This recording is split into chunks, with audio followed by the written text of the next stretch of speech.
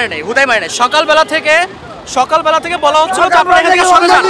সকালবেলা থেকে বলা হচ্ছিল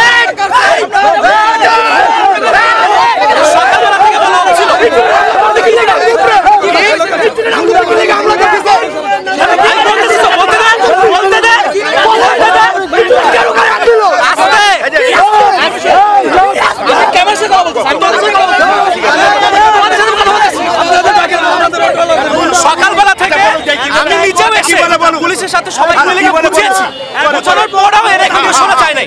সকালবেলা থেকে এখন বাজে 3টা 3:30, সকালবেলা থেকে পুরোটা রাস্তা এই বিশ্ব রোডটা বন্ধ করে রাখছে। সকালবেলা থেকে অরাজকতা সৃষ্টি করে রাখছে। এরা রাস্তার মধ্যে ঘুমাচ্ছে, রাস্তার মধ্যে শুয়েছিল। সকালবেলা থেকে পুরোটা রাস্তা ব্লক করে এরা নাকি শান্তিপূর্ণ আন্দোলন করতেছে।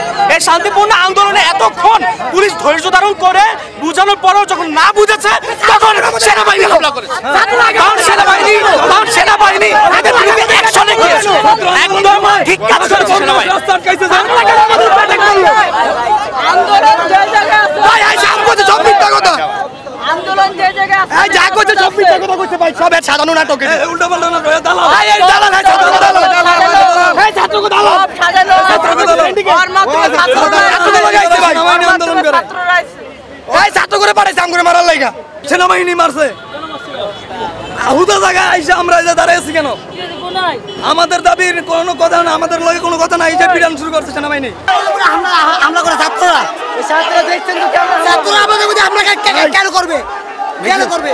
আপনারা একটু আগে দেখছেন আমরা এখানে খুব শান্তি সফলভাবে আন্দোলন করতেছিলাম, কিন্তু হঠাৎ আমাদের উপরে ছাত্ররা আইসা যেভাবে আমাদের উপরে নির্যাতন করছে, আমার ফোনে ভিডিওটা দেখেন একটু আগে ছাত্ররা। আমাদের এই অটোরিকশা দিয়ে আজকে ছাত্ররা পুলিশের সাথে যে আমরা দেখেছি পূর্বের যে ছাত্রলীগ পুলিশের সাথে সন্ত্রাসী করছে, এই ছাত্ররা আজকে আমাদেরকে এই সন্ত্রাসী হিসাবে পুলিশের সাথে আসে আমাদেরকে অতর্কিতভাবে হামলা করছে।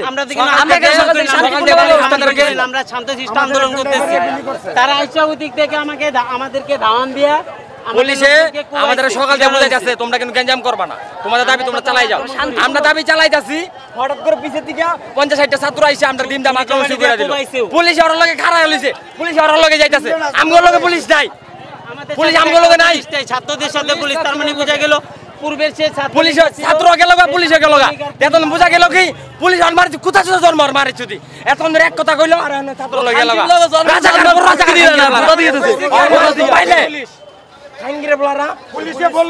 সকাল থেকে আমাদের বুঝাইতেছে, আমরা বুঝতেছি যাক আমাদের কত গ্যাঞ্জাম করার দরকার নাই, কারো ক্ষতি করার দরকার নাই। আমাদের পেট দেয় নামছি রাস্তায়, আমরা অত গাড়ি চলতে দেন, অটো গাড়ি চললে আমরা কিন্তু গ্যাঞ্জাম চাই। মারবে কেন? ছাত্ররা বিচের দিকে আইসা আমাদের ইটমিট লয়ে কেন মারবে? আমাদের পেটের অনেক লোক গেছে, অনেক লোক চলে গেছে হসপিটালে।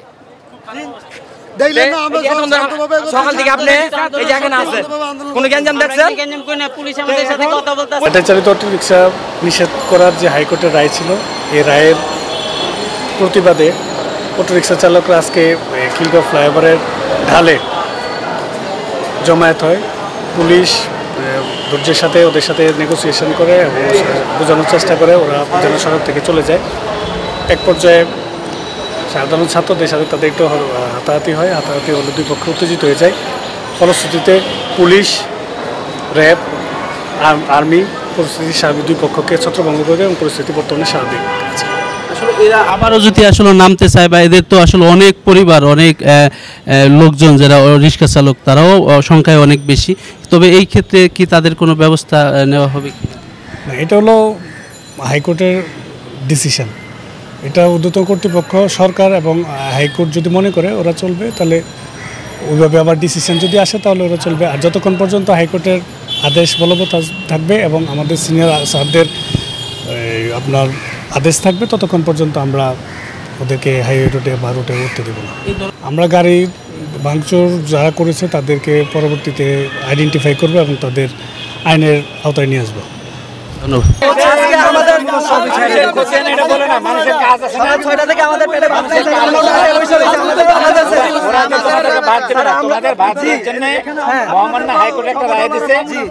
হাইকোর্টে তোমাদের প্রতিনিধি যায়, আবার এটার এগেইনস্টে একটা পিটিশন দিবা, তাহলে মহামান্য হাইকোর্ট আবার সুন্দর একটা রায় দিবে। এর জন্য আমরা রাস্তায় কর্মসূচি চালু করছি, হাইকোর্টে দেখে একটা ডিসিশন নিবে। থাকলে হাইকোর্ট রায় চেঞ্জ করে। স্যার আমরা হলো শ্রমিক, আমরা হাইকোর্ট পর্যন্ত যাইতে পারবো না। আমাদের এই রাস্তায় তোমাদের প্রতিনিধি যাক, তোমরা সবাই যাবে। তোমাদের কারো যাওয়ার দরকার নাই, তোমাদের দুজন লোক গেলে তো হয়। আমার প্রতিনিধি এখন সব জায়গায় ছেড়ে দিতে, খালি এখানে বন্ধ করে রাখছে হলো। এখন সব পুলিশ একটু পরে এখানে আসবে, আর সেনাবাহিনীর লোকজন আসবে। এটা কতক্ষণ আটকে রাখবো বলো? এটা বিশৃঙ্খলা অবস্থা। আমরা চলে যাবো সবাই। আচ্ছা যাও ভাই, তোমরা যাও। আর পারতেছেন হাইকোর্ট যদি আমাদের দাবি মান্য না, এখন আমরা রাস্তা ছেড়ে দিব। যদি দ্রুত সম্ভব হাইকোর্ট আমল করে এখন রাস্তা ছেড়ে দেবো। সকাল থেকে ভেবে কথা বলতেছি, একটা কথাও তো শুনুন। আমরা দাবি মান্য নিলাম, আমরা সব কথা শুনতে রাজি আছি। আপনারা ফাইনাল না, কালকে আবার গাড়ি করবে আমাদের। এই রায় মানি না সরকার। আজকে তো কালকে আবার সরকার থেকে পিছনে অবদান সবথেকে বেশি আমাদের।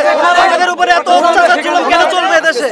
আমাদের কোনো অবদান নেই। 4 লাখ কষ্ট করি নাই, 4 লাখ করে কিস্তি দিলে গাড়ি কিনছি।